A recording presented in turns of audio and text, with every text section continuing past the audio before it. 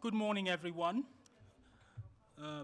It's 9:01, and since all the other moderators have been extremely strict with time, I think I'm not going to be the first to fall out of line.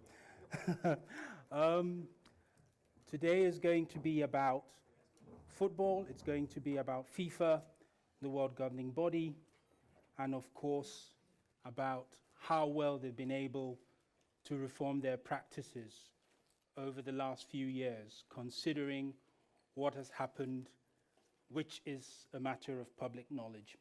And I don't need to reiterate that. So this morning, we're going to have three people on the panel who are going to discuss this issue. Well, I am going to start first. I will talk about the quality of African football governance, always a very interesting and rather enlightening topic. And then we're going to have Professor Roger Pielke from the University of Colorado in Boulder, who is going to evaluate the FIFA process.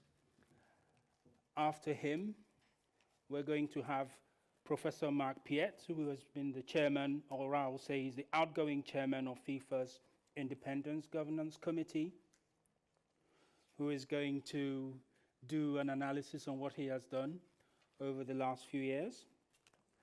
And after that, Walter Di Gregorio, who is the FIFA Communications Director, shall have his say after the other two have spoken. I'm sure we're going to have a very, very interesting morning, because it's not just going to be about them, it's going to be about how they interact with the audience, and I'm sure we're not going to be short of questions. So, without further ado, I will start with my own presentation, and then we will continue from there. Niccolò Machiavelli, the Florentian who wrote that famous 16th century political treatise, The Prince, certainly did not have football governance in mind. But those with their hands on the levers of power at the Confederation of African Football, CAF, have certainly read and adopted Machiavelli's playbook on how to acquire power and maintain an ironclad hold on it. This was clear at last February's elective Congress in Marrakesh, Morocco, where Issa Hayatou, its president for the last 25 years, secured an unprecedented 7th term in office. Had it not been for the incontrovertible geographical fact that I was in North Africa, I would have argued that I had accidentally boarded the wrong plane and ended up in Pyongyang, North Korea. Hayatou, currently the longest-serving president of any football confederation in the world, had the extremely convenient comfort of not having to face an opponent at the elective Congress. Was this because he is loved and adored by the continent, which the Cameroonian insists he has served diligently for the last quarter century? Or might this have had something to do with a tiny little amendment to the CAF electoral rules in September last year, which ensured that only voting members of CAF Executive Committee were eligible to contest for its presidency? Not only did this electoral amendment ensure that National Association presidents and chairmen were unable to contest for the highest position in African football, it also disenfranchised African members of the FIFA Executive Committee that served on the CAF Executive as its ex-officio members. The Ivorian Jacques Anouma, who had declared his intention to stand against Hayatou during last February's poll, belonged to this group of outcasts. Anouma does not come without controversy himself, being a former aide of Laurent Gbagbo, the ex-president of Côte d'Ivoire, who is facing criminal charges at the International Criminal Court.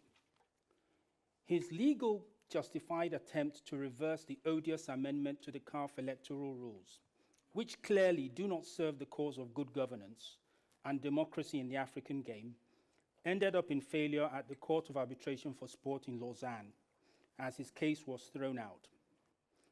With the electoral match over, well before the proverbial ball was kicked in Morocco, the FIFA Executive Committee member boycotted the Marrakesh Congress. His empty seat, the only unfilled spot in the area reserved for the top officials in the African game, ought to have spoken loudly about the level of disharmony within it. But not a word was uttered about his conspicuous absence.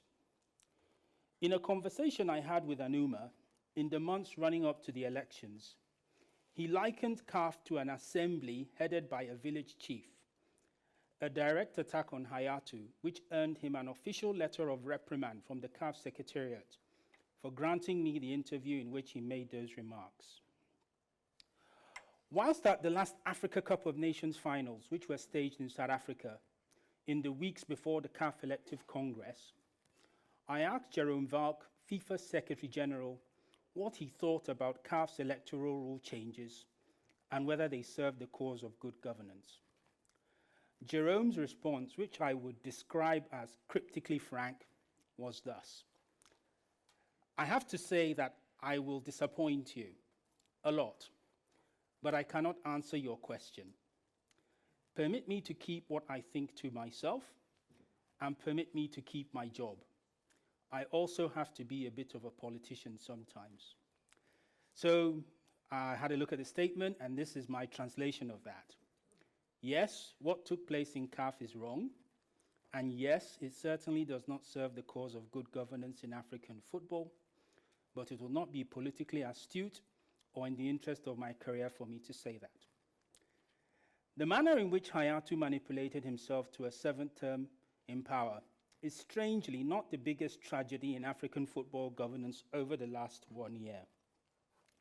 Tunisia's Slim Alulu and Mali's Amadou Diakité, the ex-members of FIFA's executive committee, who were given 1 and 2 year bans by FIFA respectively for their bad behavior in the run-up to the vote for the 2018 and 2022 World Cup hosts, returned to their positions on the CAF Executive Committee as soon as their bans were completed.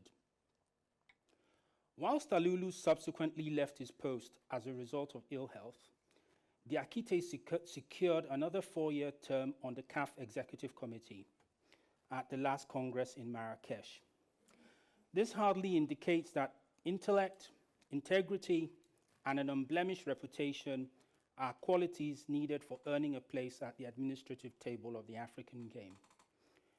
The warm embrace that Alulu and Diakité received at the expiration of their FIFA bans should serve as a timely note of warning for progressive members of the football fraternity as to what the future holds. Amos Adamu, the former Nigerian FIFA Executive Committee member, who was caught with his pants down as he demanded an $800,000 bribe to support the USA's World Cup bid, is likely to return to African football's top table very soon. His 3-year ban expired 10 days ago, on October the 20th. A poster child for all that has gone wrong with football governance, Adamu now claims to be a transformed person who has seen the error of his ways. Adamu has not hidden a desire to return to the commanding heights of football governance, even though he claims he has no intention to rush back to the international federations, but is, in his words, now free to contribute to the development of football and sports generally in Nigeria, Africa, and the world at large. Read into that what you will. With CAF yet to fill an unoccupied spot for a co-opted member on the executive committee, which has been vacant for months, it appears the stage has been set to provide Adamu with the appropriate platform to commence his rehabilitation in the corridors of African football power. Continental football power, I beg your pardon. Considering what I've said so far, you would not be wrong to assume that I'm not exactly gushing with compliments about the group of people charged with steering the course of the African game. A logical question to ask is whether there is any hope for the enthronement of good governance in the near future. Some of the younger members of CAF's executive committee, whom I've had the opportunity to speak with in private often, think that there is hope about getting the right quality of governance, but only in a post-Hayatu era. And the operative word that they use is that it could happen, could in capital letters.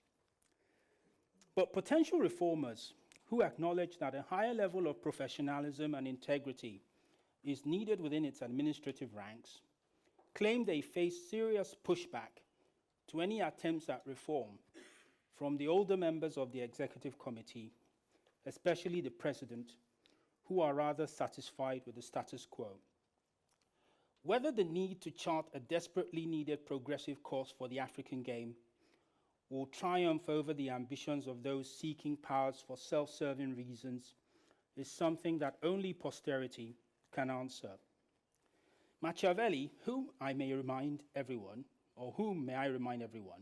is amoral, offers the men of courage, vision, and fortitude in the African game, concerned with the very disturbing direction in which it is going, an interesting piece of counsel. A return to first principles in a republic is sometimes caused by the simple virtues of one man. His good example has such an influence that the good men may strive to imitate him, and the wicked are ashamed to live a life so contrary to his example. But who will have the intestinal fortitude to build the needed groundswell of support amongst African football's right-thinking people in order to steer it onto a more prosperous course? That, ladies and gentlemen, is the $64,000 question. Thank you for listening.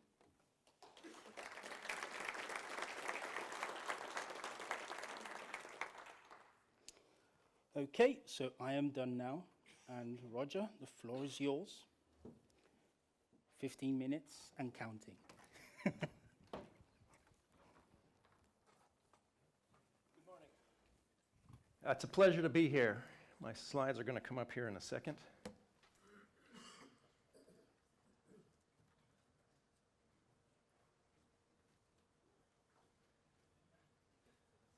Yep, no problem.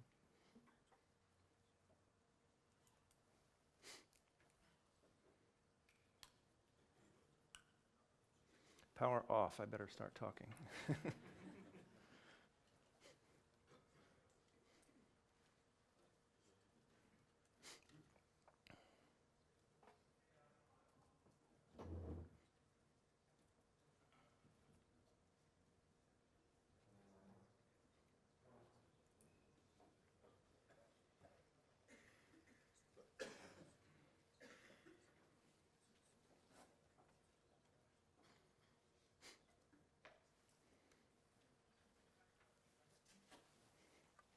On the screen. All right. All right, so what I'm going to do this morning, and hopefully I won't use the entire 15 minutes, which is underway, is to give an evaluation of the FIFA reform process that has just been completed and has been undertaken for the last 2 years. Just to give you a little background on who I am, you can Google me and find my particulars. I'm a professor of environmental studies. My training's in political science and mathematics, but I'm interested in governance issues broadly, mainly science and technology policy, but increasingly in the area of sports. If you're looking for a gift for that special loved one for Christmas, here's some. I do hope to add a sports governance book to that list before long. Let me tell you just quickly about the first evaluation project I did 20 years ago. Evaluation, any organization doesn't like to be the subject of evaluation. It's safe to say. But evaluation is completely necessary if we're to do better in our governance. This is a space shuttle. The first project I did was an evaluation of the success or failure of the space shuttle program. This was in 1993. And what you can see is, at the time, NASA said it was $44 million to launch the space shuttle. And I did a study where I found it was $1.7 billion. One day I came into my graduate student office and my work was cited in the New York Times. That day I got a call from NASA and they said, "We'd like you to withdraw your study." I said, "Well, I can't, it's my master's thesis." Earlier this year we did an update of the numbers with the retirement of the space shuttle program. I'm happy to say that our numbers are now the official numbers that are used by NASA. But that's 20 years, so I'm hoping that the FIFA reform project is something less than that. The spirit I hope we can bring to this discussion and debate today was well stated by none other than Sepp Blatter just a few days ago at Oxford Union. You may have heard about his remarks for other reasons, but this is probably more important for our discussion today. And he said, just like football, debate has this awesome power to bring people together. Debate opens our minds to new worlds. It challenges our prejudices. It inspires. Just like football, debate has the power to break down barriers. It makes us better people, and it makes the world a better place. And what FIFA needs and what sports needs more generally is, as Jens says, a place for the questions which have no home. So to that spirit is what I'm going to bring the analysis I had today, and it is very much a wonky academic analysis. So my motivation for an evaluation, I've been studying FIFA now for about 3 or 4 years. 2 years ago at Cologne, I presented a paper on the governance challenges. And right away, you can see that there's a sharp difference in opinion on the effectiveness, the success of the reform process. And here's just a few quotes. I won't read them all. But FIFA says the majority of the reform recommendations by the IGC were implemented. Alexander Rage of Trace International, who resigned in protest, says it's been the least productive project I've ever been involved in. So if we're to get a sense of success and failure, and it's not just to be a public argument, we have to move beyond an ink blot. And a lot of times in public debates over governance, we see what we want to see. So my effort here is to give us a little bit more of an objective basis for evaluating the success and shortfalls of the reform effort. So whenever you do an evaluation, you need a measuring stick. You need something that we can agree upon, tells us to some degree how much progress has been made. And I'm using several measuring sticks. The first 3 are reports, 3 excellent reports that were put out before and during the reform effort, making recommendations to FIFA as to what they should do to improve their governance. They were the Transparency International Safe Hands report, which you heard a bit about yesterday. There was Mark Pieth's Governing FIFA, which was produced in advance of the reform effort, and then the first report of the IGC, which came out. So what I did is I went through each of these reports and I took out all of the recommendations. I wrote up an initial analysis of this, Play the Game published it.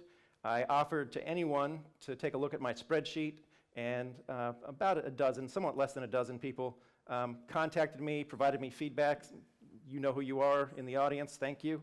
FIFA provided feedback, which I appreciate. And then I did a revision. Not a lot of changes, but a few small changes. The other measuring stick is a study by Chapelet and Merkonish, which provides a first effort, and it is initial, to give a quantitative way to compare governance across sports organizations. They have 7 dimensions of good governance. You can see them there. Each of those 7 dimensions underneath them have 9 indicators. And for each indicator, they're scored on a 5-point scale from 0 to 4. If you do the math, each organization gets a possible total of 252 points. Their analysis shows that FIFA gets 55.2% of the total possible points. And for comparison, the IOC gets 70.2%. No one's in the A grade range yet. But this is another measuring stick that I use in my analysis. So here's the results. And what you can see here, the blue numbers represent the total recommendations that were made. The green were the ones that were successfully implemented by the organization. The yellow were ones that I judged to be partially implemented. And the ones not done are listed in red.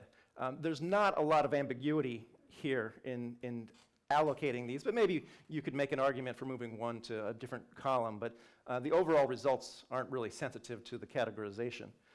There's 59 total recommendations, and the number that were not implemented by FIFA totals 42.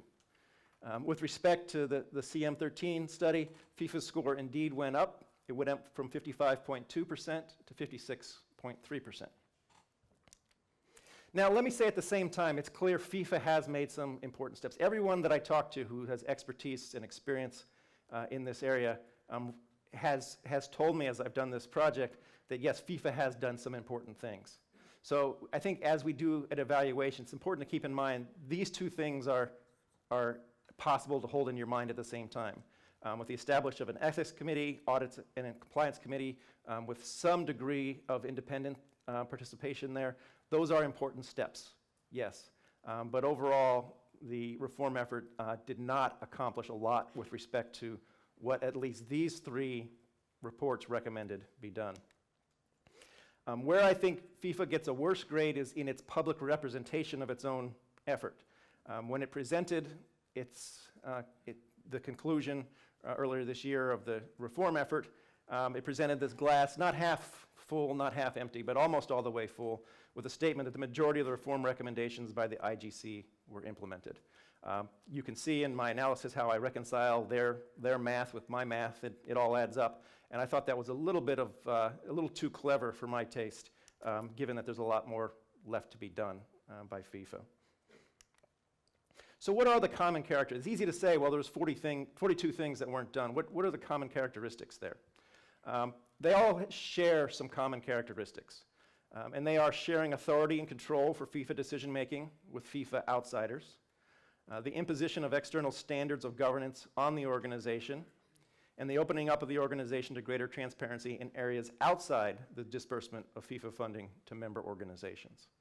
More specifically, there are 9 categories I think we can collapse these 42 recommendations that went unimplemented from the 3 reports into. And they are executive term limits, establishment of a compensation committee with external membership, salary disclosure, non-executive directors on the executive committee, adoption of best practice anti-corruption and conflict of interest guidelines, greater financial disclosure at all levels of FIFA and its member organizations, greater transparency in anti-corruption investigations, including proper due process, and greater adoption of democratic procedures in various FIFA election processes. One thing that's very interesting about this area is there's not a lot of controversy about either what constitutes good governance, because it is a wide field that involves NGOs and governments and quasi-governmental organizations, nor is there a lot of disagreement as to what FIFA needs to do. This is not an issue like doping or match fixing. In principle, it should be an easier challenge to solve in principle. So I asked the question also, a hypothetical. What if FIFA looked at these 3 reports and said, we're going to adopt every one of these recommendations in full? So I went back to the CM13 paper, and as generously as I could, I allocated points under their framework for all of the 59 recommendations. FIFA's score goes up quite a bit more in that case, from 55.2% to 70.1%, almost identical with the IOC. What this tells me is that the recommendations in these various reports are tremendously significant, but they are not the entire job. The job of reform is bigger and broader than even these 3 reports have presented. So as I get to a conclusion, let me make a few more general remarks. So yes, reform is difficult. There's no doubt about that. I think everyone understands that. People understand history, momentum, politics. And one thing I've observed of this community is there is a little bit of what I would call a Sepp Blatter derangement syndrome. It's not about Sepp Blatter. And the example I would use, all of us came to this meeting on an airplane, on a train, in a car, through some mode of transportation, and I would guess very few of us could name the chairman, the CEO, the president of the company or the organization that owns that transportation system. Why? Because we have trust in the system. We have trust in the governance. Sepp Blatter could be replaced by Mother Teresa tomorrow, and FIFA would still have the exact same governance challenge. And while the personalities are exciting, we like to talk about it, my view very much is that this is a fundamental institutional problem which gets rather boring and technical rather quickly. So what happens now? As I said, the relevant community has a strong consensus on what it means to practice good governance. We have up speaking next one of the world's experts on what that constitutes. Everyone, including FIFA, has agreed that its governance was not good enough. That's why the reform effort was started to begin with. Did the 2011 to 2013 effort go far enough? So according to the data I presented, not nearly far enough. In fact, it was one small step in a much longer journey. So more reforms are needed. Given that we tend to agree on the substance, my next slide is going to talk just about the process. And I think the responsibility for FIFA reform moves away from FIFA. We've seen what FIFA can and can't do to our community. And here's a recommendation that perhaps we can discuss. The community needs, for lack of a better term, a platinum standard commission. This is done in policy settings quite generally. I'll give you two examples. One is the European Commission has an expert group on the debt crisis that it faces. The US government also has a commission on its budgetary priorities. It's important to understand that, thank you, that neither of these expert groups put forward recommendations which were adopted in full by either the European Union or the United States. But what they did is they focused attention on what would be needed. It provided a measuring stick of sorts. And that's what this community lacks. The reports that I cited were excellent reports, but they lack the gravitas, the standing to sit there as a measuring stick against which FIFA can be evaluated. So what would such a Platinum Standard Commission look like? It would be chaired by leaders with unimpeachable credentials, probably from outside sport, senior politicians, funded ideally by FIFA sponsors who could claim to be doing something responsible, but then put their hands off. Requested by governments to give it standing, Council of Europe, the G20, UNESCO, are the sort, and produce a blueprint for reform that is comprehensive, detailed, and provides options. And by options, I mean, what would it take for FIFA to get to 80% on the CM13 scale, 90%, 100%? And then we could all collectively as a community take a look at what was done and evaluate the progress. It would be independent from FIFA, non-threatening. FIFA would certainly be involved. They're experts in their own business, but they wouldn't be part of it as the IGC was structured. It would then give the stakeholders, many of whom are in this room, leverage to call for reform, holding up the report, saying, when are you, FIFA, going to implement the Platinum Standard recommendations? This is an approach that's used in many policy settings, and I think it's time for this community to take up its performance a few notches if they're indeed serious about reforming FIFA. So in closing, I have a big question for FIFA. So with standards of good governance widely understood and shared, what is the justification for sports federations, and FIFA specifically, to be held to lesser standards than any other legitimate global organization that operates internationally and turns over billions of dollars each year? I can find no justification, so the need for reform needs to continue right away. Here's how you can find me. I welcome your feedback.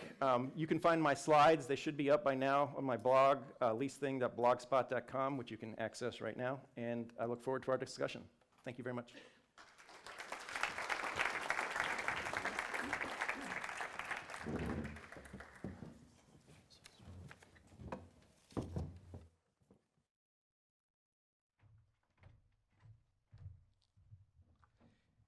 Ladies and gentlemen, dear colleagues, I'm happy to start off at the point where Roger has ended, actually. First of all, it is quite interesting to see that all these various concept papers that you have been putting on your screen, that especially the paper by Transparency International, the paper that we ourselves put out, several other papers, they all read amazingly similarly.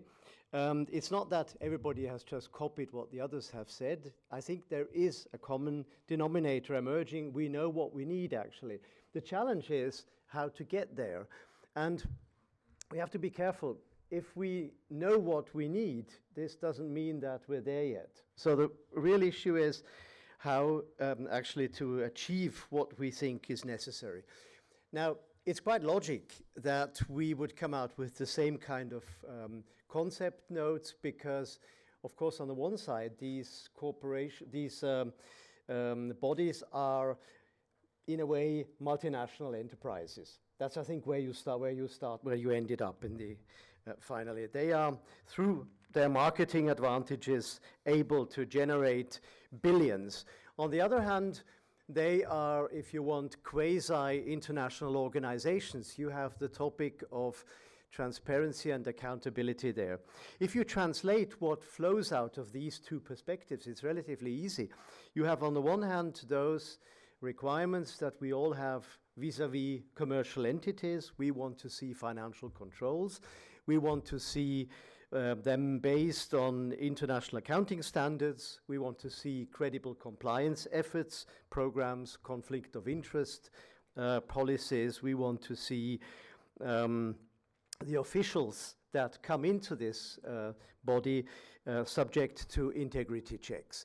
That's sort of in a nutshell what we would like to see if you consider these organizations as multinational corporations. On the other hand, if you look at them as international organizations or quasi-international organizations, and frankly, that's not so far off, is it?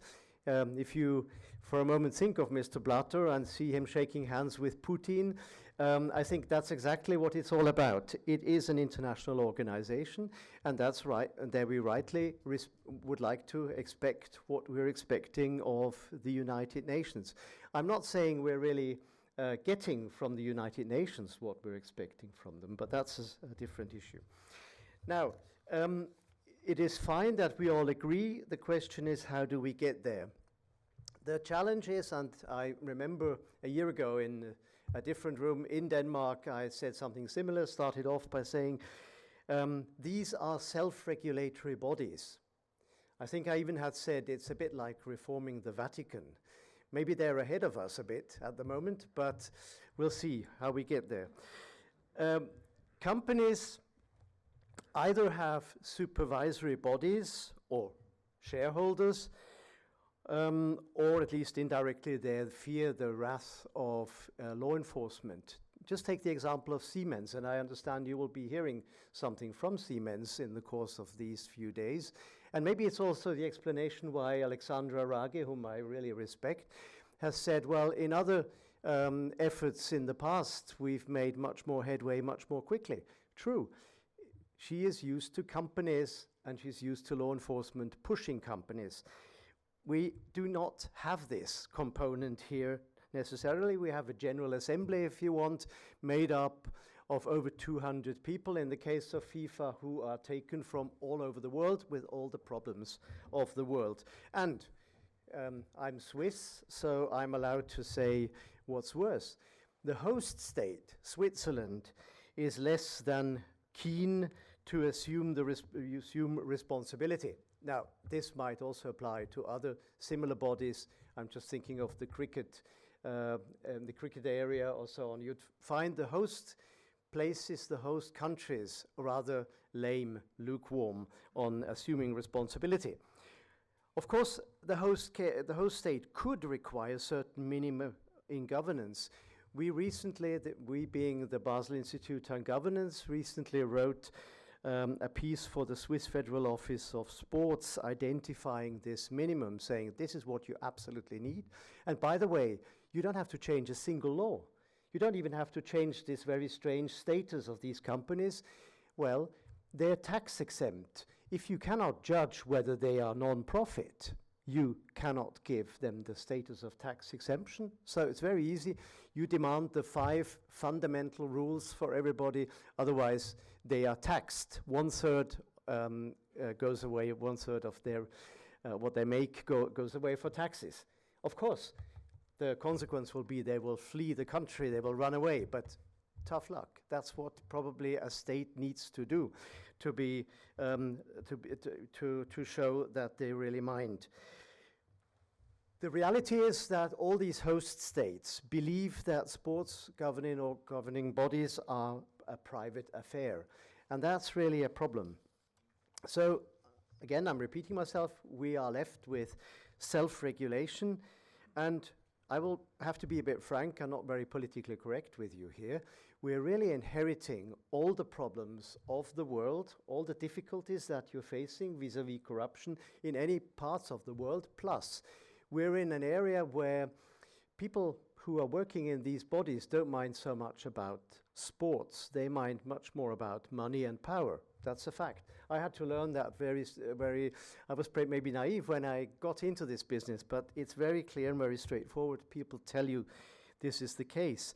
So you have basically 2 problem levels. You have, on the one hand, the difficulties that the world is facing vis-à-vis corruption, and you have a patronage network of people who believe they're in a private environment. And frankly, you don't have to go so far to realize this. I'll stay in Europe for a moment. If you go to Southern Europe, fantastic football nations, one after the other, they are not very enthusiastic about this reform process, and they would rather ditch it sooner than later. So what we're left with is civil society, media, academics, maybe some members of parliament who demand change. And we have one difficulty. We have to come to terms that our effectiveness is limited. Now, this is, in a way, nothing new. My experience in anti-corruption over the last 25 years has been that you can demand things from a civil society perspective, and you can push states and other entities to do something, but it's a long-term process. The time element is always there with us. So again, it's about power and money, and frankly, you know, if you look at the associations vis-à-vis each other's or the confederations vis-à-vis each other's, it's a lot about politicking and even about personal posturing. So we're in a field where we have fundamental challenges. Looking at one stakeholder, actually it's a bit a sad story that the sponsors haven't come out a bit more forceful. And I think we should encourage them to do so, because I think for the first time now in Brazil, they have realized that the advantage of buying such an event, if you want, can also turn to your disadvantage, because if your name is associated on TV with unrest all the time, it can turn into a deficit. So my suggestion to the sponsors would be really to take this very seriously, this governance reform. I'm turning now very briefly to the question, what has been achieved? Where are we now? I think the position, everything is done, is just as wrong as everything has failed. That's just both ideology. To look at the achievements, I think Roger has mentioned some of them. We do have 3 independent committee chairs in this organization, using the example of FIFA, and we have 3 independent deputies of these chairs. Now you might say, well, okay, on a long list of whatever 50 counts, what does that account for? A lot, because these people are going to stay there. They're, over the long run, are going to change things, and my position is everything is about cultural change. Very little is about things done on paper. That's a point that we'll have to come back to when we look at scorecards. Changing statutes is fine, but you have to bring about cultural change. That's the real challenge. Starting off with the Audit and Compliance Committee, it's quite interesting. You have people here with a professional background, with experience at the helm of multinational enterprises who various times in the past left a company because they didn't like the environment. Domenico Scala is such a person.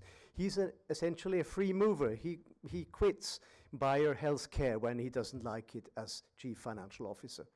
That's a good starting point. He is there to bring about the compliance programs, the conflict of interest policies. He participates in meetings as he feels necessary. So he goes into the delegate committee, like the development committee, or he goes into the EXCO. He's been twice into the EXCO. He just announces, I'm coming, here I am. And then he watches what they're doing, because as long as they're talking about money, he is entitled to be there. And frankly, talking about money is the bit we mind most. I don't care much about the goalposts so much, but he also has a competence which somewhere slipped on your list. He is there to fix the salaries. And what they've done as a first thing is, of course, we all regret that people did not have the stamina to stand up and say, what's the big deal? I earn so and so much. That would have been a very good gesture. My point is, it took 10 years in business. It will take maybe 15 years here. But what he's doing, he has put in place a professional outfit to assess what senior people should be earning on the basis of merits. So he's asking himself, what does a president actually do? What should he be earning? And frankly, this will have a direct impact on certainly the next president. So there's a lot more happening that we might not be seeing because it's not in the paper. It's not in the statutes. It's actually happening, and it's taking some time. On the ethics code, of course, here you have independent people working. We have to take into account these people are in a similar situation as, for instance, an ethics outfit of a multilateral development bank. They do not have a police. They do not have subpoena powers. They have to use private investigative outfits, and they have to try to get into a country. And what happens if a country says you're not going to enter this country because you're persona non grata? Well, you have to send your deputy. But you see, there are problems there, but they are of no difference to similar international investigative bodies, like, for instance, INT and the World Bank. Last point on this list of achievements. Whereas the Ethics Committee is primarily interested in the past behavior, and they have been able to push out quite a few people already of essential positions, it is probably more essential to make sure that new people with a bad background do not enter this organization in a fundamental position. So that's where the Ethics Committee comes in. Originally, the plan was to have a separate unit to do this. Now, this is interesting what happened then. The confederations, especially the European Confederation, UEFA, jumped in, or jumped up and down and said, sorry, you are not going to encroach on our this is actually our prerequisite or prerogative. We are there to choose whom we want. You're not going to tell us whom to choose. So integrity test is done in confederations. We were not very convinced by this. The compromise is quite interesting, though. We said, okay, but you're doing it on the basis of whatever, the so-called Big Four, a professional assessment with worldwide accepted standards. And then if people lie to you, we have an integrity issue, which means the ethics, the ethics committee has competence to try the case. So it's a bit indirect, but you have a possibility of actually enforcing an integrity test. So the question is, what remains to be done? You've seen the list Roger has put on the wall, and you will say, well, I heard they have not got around to develop age limits or term limits. You're right, absolutely, and I hope they will do so. My concern is much more fundamental, though. My concern is really, what's the use of all these statute changes if you don't start believing in your in the change? So the integrity movement has to be implemented, and here there's a double element. On the one hand, this is quite this is a challenge, and on the other hand, it takes time. It's a long-term project, and I think you have to also understand this. You have to see what it needs, and it also depends. I think it will also probably influence the way you approach these bodies. To some extent, you have to support people in those bodies. For me, it's been quite interesting that, for instance, in EXCO, where between a quarter and a third of the people have been exchanged for various reasons in the past. Many new people, I'm not saying everybody, but many of the new people are champions of this governance movement. They want to see change. And that's very interesting. That will bring about change, not immediately, because maybe the oldies have the majority still, but this will, the new people will bring big change. And here I share the view of Roger. I quite liked your reference to Mother Teresa. Of course, you know, anybody coming in after Mr. Blatter is not going to be Mother Teresa. They rather have learned in the past. So whatever is going to come, the challenge is that you have a structure in place that withstands change for the worse as soon as new people come in. Just a brief word now on the scorecards before I conclude. As a professor of criminology and with some experience in empirical work. I'm very much in favor of empirical evaluation, as you can think. The challenge there, though, is that we have to be very careful not to simply add numbers. And here I'll give you two examples. I'll be very brief here. One problem is scorecards frequently make double use of the same factor. So if you take the three texts that were on the screen here and just add what they say, you use the same element 3 times over. That's a problem. That distorts possibly the outcome. The second factor for me is more essential. If you do such a thing, you have to weight. You have to have a weighted score because there are more essential things and less essential things. And for instance, if I use the example of term limit and age limit, I don't care so much about age limit, I care much more about term limit. You know, if people are so daft to elect people who are, well, not in their full capacity anymore, so be it. But term limit, that's about building alliances and being dependent. It's about dependency. And you do not want to have allegiances lasting for decades. I nearly said centuries, decades. That's a real problem. So I would say you have to go through the list and weight what is more essential and what is less essential. This is something I experienced in my 25 years at the OECD when we evaluated countries. We have 3 stars for the weight of a deficiency. Some of them are so bad that we would like to remove the country from the institution. Others are, well, you have time to change it. So I think you have to give these scorecards a bit more attention. Turning now to my conclusion, the question was, is reform over or is it work in progress? Well, of course, it is definitely taking place, not necessarily at the pace that all of us would like.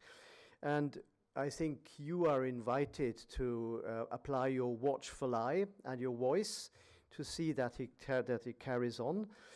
But I think you have to apply a very close look, especially for what is happening within the structure.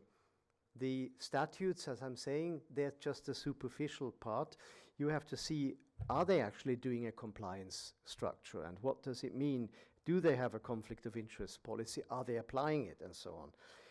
From a perspective of this independent governance committee that I've been leading since 2011, we believe that we are at a point where new structures are in place. They will stay there. They will work. And for our part, we are at a point where we think that we can withdraw from this kind of midwife's role, introducing this system, and do other things with our time without endangering what has been achieved. Thank you very much.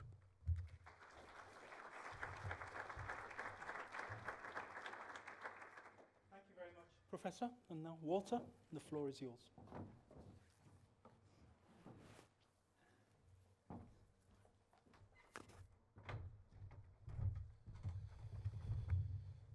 Good morning, everybody. I have two options today. Or I stick with the presentation that was prepared for me, or I use the bullet points I did this morning during breakfast. And if you allow, I will use the breakfast paper. You can have all the information, all the presentation, the slides on our internet. You can ask me. I think I rather want to use the time to challenge you or to be here and give you the answers you might have. If not, I'm very happy to give you the answer later on. I'm not an expert on this table. I'm the junior partner. I'm a historian. I don't know very much about reforms and everything that was presented. I have just one question, and actually Professor Pieth already mentioned it at the end of his speech, is For me, it's difficult to understand the methodology behind what Roger just presented. My impression is, and maybe I'm totally wrong, is that you put a lot of things in one basket, even 2 or 3 times the same apple, and at the end it comes out a number. I'm not challenging statistics, because I can present you a statistic that says exactly the opposite. Statistics, that's always, as you know, very difficult thing, and I don't know, as a historian, if you allow, who was the first, if it's Goebbels at that time, or it was Churchill, but one of those two said at the very beginning, I only trust the statistics that I personally manipulated. So this is my approach to numbers and figures. Let me just give you, from my point of view, I know I'm on the other side, I'm the bad guy here, but at least I would like to draw your attention on a few points. First of all, the reform process didn't start 2011. From 2011 to now, we had an incredible increase of a few things that I would like to mention. But it was an ongoing process starting much ahead of this time, starting with the International Financial Reporting System, KPMG, and then the Financial Assistance Program, and so on and so on. We even had an ethics committee at that time that, compared to the ethics committee that we have now, of course, was not that good. So what triggered finally this reform process? For sure, it is you guys, the media, the experts, it is the public opinion, but I truly believe that it is also the will of few people in FIFA to change. We came to a point with the election in 2010, December 2010, where the 2 World Cups were awarded to Russia and Qatar, that this was a major mistake. This is also what the president said in the very beginning, and when he was re-elected, we have to avoid this kind of things. And this was the major and the first major change in this reform process that started, taking away the power of the executive committee to award one country and giving it to the Congress, to the 209 members. Of course, you can say, well, it doesn't change a lot. There are still a few people who are deciding what we're going to do in the future. I think it is an important step, although. Another thing, and that's what I would like to highlight, is the timeline. When exactly 2 years ago, in October 2011, it was, by the way, my first press conference, that was more kind of a war tribunal. It's kind of a hearing. This was the atmosphere at that time. We presented a roadmap, and the roadmap, I think even Professor Pieth said it, is a very, very, how do you say it, sporty roadmap, because of course you can change the structures. You have a lot of proposals. We just heard some of them, but at the end I agree that it's more a change of culture, a change of mentality. The fact that we started to discuss, and I can assure you these were heavy discussions inside FIFA, only the fact that we started to discuss on those topics for me is a positive sign. Of course, you can try to implement everything what is said, but at a certain point you have to make decisions. Not everybody agrees on what you say, and others maybe agree on what others say as well. One important step for me personally, and I think this is recognized, is the new ethics committee with 2 chambers. And I don't want to go into the details, but just letting you know that what was decided is that the chairman of the investigative chamber, Michael Garcia, he has no limits in budget-wise, and no limits in getting information. So he can have all the documents he wants. Not only this, he's not the guy who is going to ask someone, please, can you give me some documents? Maybe that's his first question. But if not, then he says, you give me now the documents. So he can force people to give him the information he needs, otherwise they will be sanctioned. The Ethics Committee, it was mentioned, and that's one point I would like to touch, is very important, is that these reforms that are implemented, as little as they are, that have to go down on a confederations level and on the member association level. It doesn't help if you have a reform on the top level and it doesn't go down to the base. Of course, one proposal was that the integrity check is made by FIFA on a top level. This was not possible because people had another opinion, and we have to accept that. But the Ethics Committee, and that's what Professor Pieth just mentioned, has always and the possibility to go back and challenge and question someone who was elected on a confederations level. So these Ethics Committee, and that was one of the question we were asked in the very beginning, maybe there was some misunderstanding, is not only looking ahead. So how can we change the reforms? How can we change FIFA? What kind of reforms and structure do we need to avoid that mistakes? And we had a lot and did a lot of mistakes in the past. And I'm sure that with all the reforms you're gonna implement even more than was presented, you're still gonna make mistakes because you're working. What I want to say is that the Ethics Committee is for us an important tool. One proposal or one suggestion was they have to be as fixed observers in the Executive Committee. So they have to have a seat.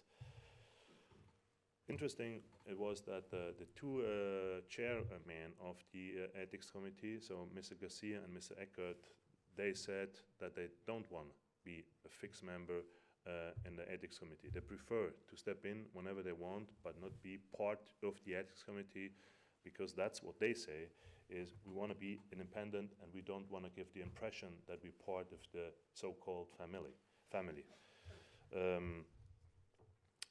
A second important thing for us, it was mentioned already, is also the audit and compliance. I mean, yes, Domenico Scala, he is very active or proactively working on what are his duties.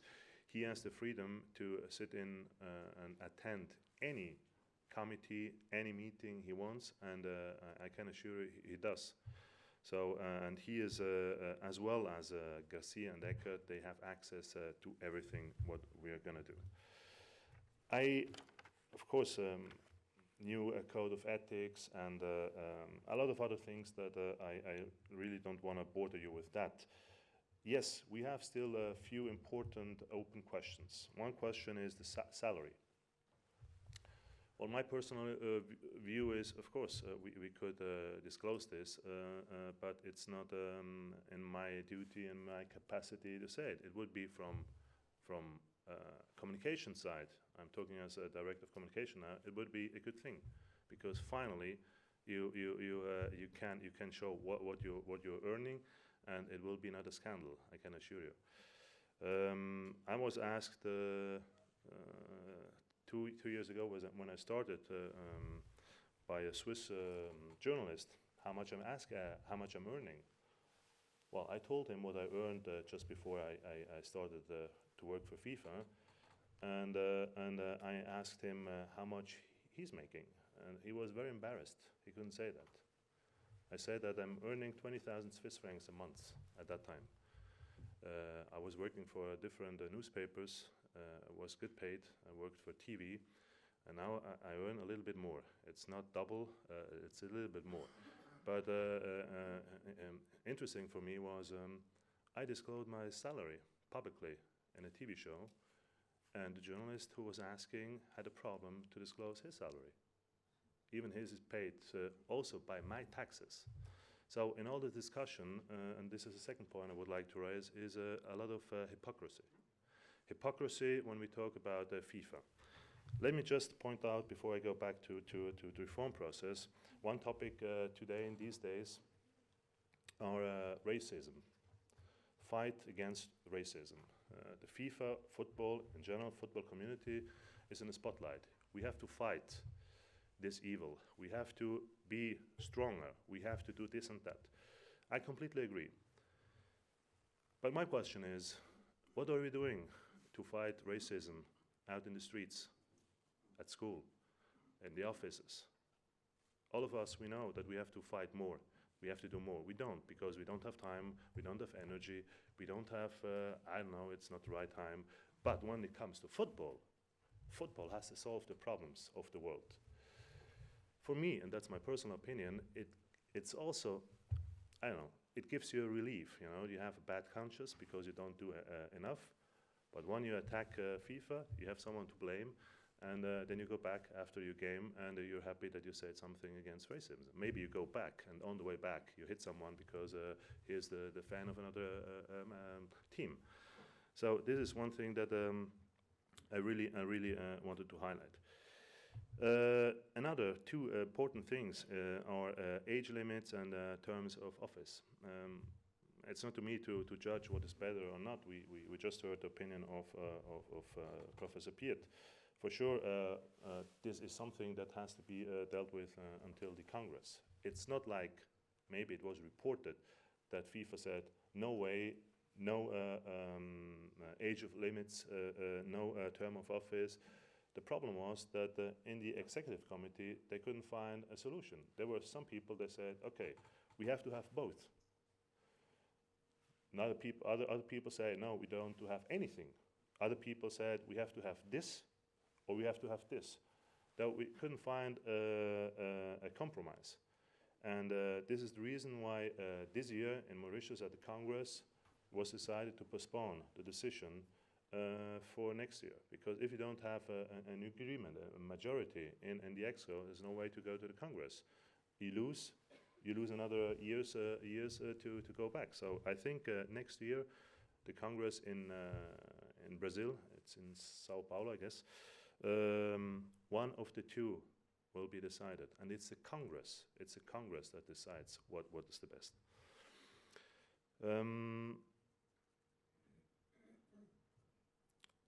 Yes, what we have to do? What do we have to do? I think when we talk about changing mentality, this is what is probably the hardest thing to do. You have the structure in place, but then you have to implement this in your head. The main problem of FIFA, and it was said a couple of times before, FIFA was entity, an organization in the very beginning with no power and no money. At a sudden, TV came in. That was in the mid-90s. And from there on, the revenues just started to grow incredibly high, incredibly fast. So at a certain point, the success, let's say the success that is also a problem for us, but the success was so fast that the structure were behind. And we are trying to catch up the time we lost. This is a problem not only for FIFA, I guess. That's a problem for all major companies that at a certain point become very successful, but they still stick with a structure that is a structure that fitted a small company with no power, no money. So what we have to do is we have to catch up the time we lost and try to adapt the structure to what FIFA today really is, namely a global player. Let me just say a few words on what I just heard. Mrs. Vrage was mentioned a couple of times today. She was mentioned a couple of times in the media. Mrs. Vrage, she just left the IGC, blaming the IGC and of course blaming FIFA. And she said that none of the chairmen, Garcia, Scala, Eckert, were on the list that the IGC provided to FIFA. So in other words, FIFA didn't accept none of the proposal from IGC, but instead decided to appoint their own people. You have here Professor Pieth. You're going to ask him if that's true or not. she just lied. She just lied. I don't know why, and you can ask her what the reason for that. Domenico Scala and Eckert were on the list that we got in FIFA. Switzerland. I disagree with Professor Pieth when he says that if at a certain point we have to pay taxes in Switzerland, then we're going to leave the country. First of all, FIFA is paying taxes, 70 million a year. Of course, it's not that what another company should pay, but at least FIFA is paying. The second and more important thing, I'm Italian and I live in Switzerland, but I think I love this country not because we pay less taxes than maybe in here in Denmark or in the northern country or in Germany.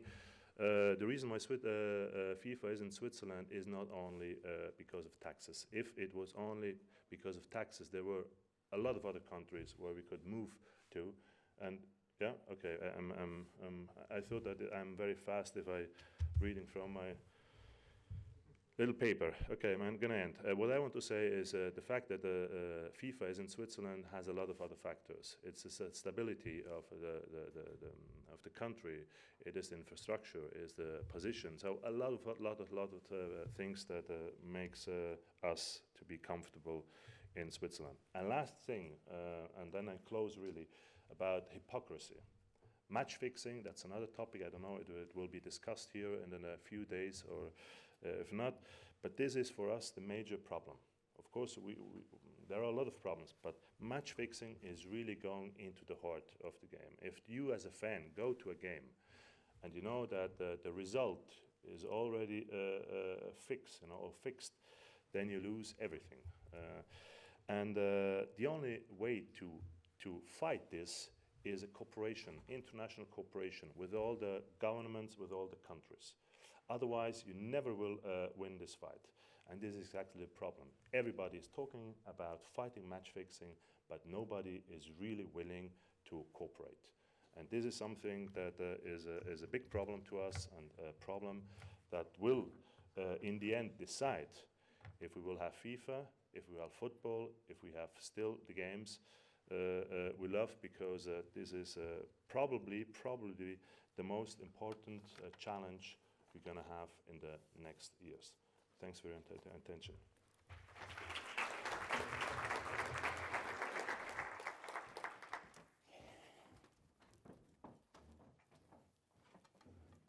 Okay, thank you everyone for the first round of our deliberations this morning. I know we're a little bit over time, but we started a wee bit late. So we will go for coffee now. It's just before 10 minutes past 10. So if we say we can start at 10:40, if we can be back for 10:40, please. So you still have your half an hour.